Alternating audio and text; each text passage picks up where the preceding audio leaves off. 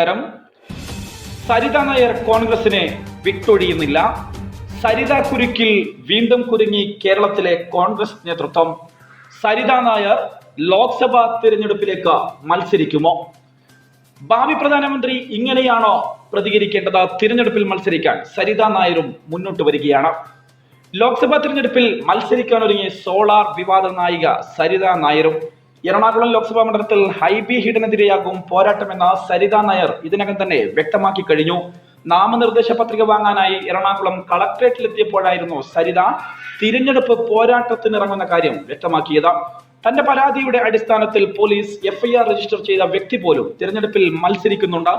അവർക്ക് മത്സരിക്കാമെങ്കിൽ തനിക്കും മത്സരിക്കാമെന്നും ഇതിലൂടെ ജനങ്ങൾക്ക് ഒരു സന്ദേശം നൽകാനാണ് ആഗ്രഹിക്കുന്നതെന്നും സരിത നായർ വ്യക്തമാക്കി. സോളാർ ഇടപാടിന്റെ മറവിൽ ലൈംഗിക പീഡനം നടത്തിയെന്ന സരിത നായരുടെ പരാതിയിൽ ഹൈബി ഈഡൻ ഉൾപ്പെടെയുള്ള കോൺഗ്രസ് MLA-മാർക്കെതിരെ കേസെടുത്തിരുന്നു. സോളാർ പദ്ധതി തുടങ്ങാൻ സഹായ വാഗ്ദാനം നൽകി പീഡിപ്പിച്ചുവെന്നായിരുന്നു സരിതയുടെ പരാതി. രാഷ്ട്രീയ പിന്തുണയുള്ള ആർക്കും അയാൾ എത്ര വലിയ കുറ്റാരോപിതനാണെങ്കിലും തിരഞ്ഞെടുപ്പിൽ മത്സരിച്ച് ജനപ്രതിനിധിയാകാമെന്നാണ് നമ്മുടെ രാജ്യത്തെ അവസ്ഥ.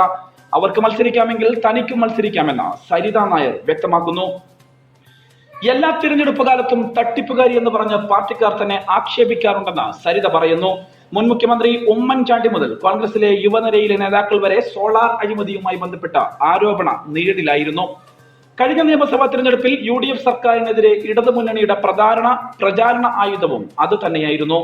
കോൺഗ്രസ് പാർട്ടിയിലെ 12ഓളം നേതാക്കൾക്കെതിരെ നടപടിയെടുക്കണമെന്നാവശ്യപ്പെട്ട് കഴിഞ്ഞ ഒരു വർഷമായി താൻ കോൺഗ്രസ് അധ്യക്ഷനായ രാഹുൽ ഗാന്ധിക്ക് മെയിലുകളും ഫാക്സുകളും അയക്കുന്നുണ്ടെന്ന് സരിത നായർ വെളിപ്പെടുത്തി. എന്നാൽ ഇതുവരെ അദ്ദേഹം പ്രതികരിക്കാൻ തയ്യാറായിട്ടില്ല എന്നും സരിത പറയുന്നു. ഇന്ത്യയുടെ ഭാവി പ്രധാനമന്ത്രിയാകാൻ മത്സരിക്കുന്ന ഒരാൾ ഇങ്ങനെയാണോ ആവേണ്ടതെന്നാണ് സരിത നായരുടെ ചോദ്യം. അദ്ദേഹം ഒരു സ്ത്രീയുടെ പരാതിയോട് പ്രതികരിക്കാതിരിക്കുന്നത് എന്തുകൊണ്ടാണെന്നും സരിത നായർ ചോദിച്ചു. ജയിച്ച് MP ആയി പാർലമെന്റിൽ പോയി ഇരിക്കാനല്ല താൻ തിരഞ്ഞെടുപ്പിൽ മത്സരിക്കുന്നതെന്ന് സരിത നായർ വ്യക്തമാക്കുന്നു. തന്റെ പരാതിയുടെ അടിസ്ഥാനത്തിൽ അന്വേഷണം നേരിടുന്ന ആളും തിരഞ്ഞെടുപ്പിൽ മത്സരിക്കുന്നുണ്ട്. ഈ നടപടിയെ ചോദ്യം ചെയ്യുകയാണ് ലക്ഷ്യമെന്ന് സരിത നായർ വ്യക്തമാക്കുന്നു. താൻ ഒരു പാർട്ടിയുടെയും അടിസ്ഥാനത്തിലല്ല മത്സരിക്കുന്നത്. സരിത നായർ രാഷ്ട്രീയത്തിലേക്ക് ഇറങ്ങുമെന്ന് നേരത്തെ റിപ്പോർട്ടുകൾ വന്നിരുന്നു. TVT ദിനകരന്റെ അമ്മ മക്കൾ മുന്നേറ്റ കഴകവുമായി ചേർന്ന് പ്രവർത്തിക്കുമെന്നായിരുന്നു റിപ്പോർട്ടുകൾ. പാർട്ടി നേതാക്കളുമായി സരിത കൂടിക്കാഴ്ച നടത്തുകയും ചെയ്തിരുന്നു.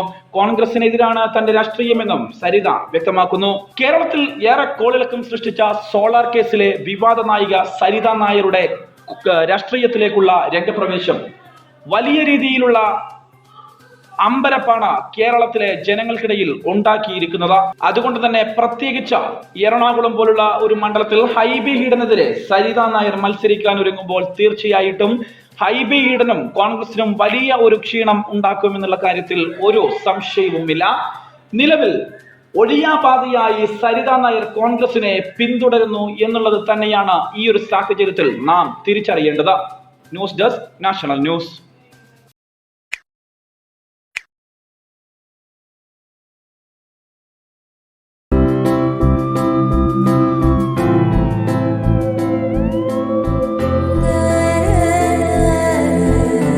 ഞാൻ ശ്രദ്ധിക്കുകയായിരുന്നു. നല്ല പെരുമാറ്റവും അച്ചടക്കവും ഉള്ള സ്റ്റാഫുകളുള്ളത് തന്നെയാണ് നിങ്ങളുടെ ഹോസ്പിറ്റലിൻ്റെ ശക്തിയും മേന്മയും. ഇവിടുത്തെ സ്റ്റാഫുകളിൽ ഭൂരിഭാഗവും ജ്യോതി മെഡിക്കൽ ഇൻസ്റ്റിറ്റ്യൂട്ടിൽ പഠിച്ചിറങ്ങിയവരാണ്. എവിടെയാ ജ്യോതി ഇൻസ്റ്റിറ്റ്യൂട്ട്? നമ്മുടെ കാഞ്ഞങ്ങാട്. കാഞ്ഞങ്ങാടോ? ഏട്ടന് ഒരേ നിർബന്ധം, ഇവിടം വരെ ഒന്ന് വരണോന്ന്. ഇവിടം വരെ വന്ന് ഒന്ന് അഭിനന്ദിക്കണം തോന്നി, അതാ വന്നത്. ജ്യോതി ഇൻസ്റ്റിറ്റ്യൂട്ട് നൽകുന്നത് മികച്ച വിദ്യാഭ്യാസം മാത്രമല്ല, നല്ല പെരുമാറ്റം കൂടിയാണ്. സർക്കാർ അംഗീകൃത കോഴ്സുകളും മികച്ച തൊഴിലവസരങ്ങളും നൽകുന്ന ജ്യോതി ഇൻസ്റ്റിറ്റ്യൂട്ടിലേക്ക് നിങ്ങളുടെ മക്കളെ ധൈര്യപൂർവ്വം പറഞ്ഞയക്കാം, ഞാൻ guarantee. Jyothi institute of medical technology, Nithyananda building, main road, Kanhangad.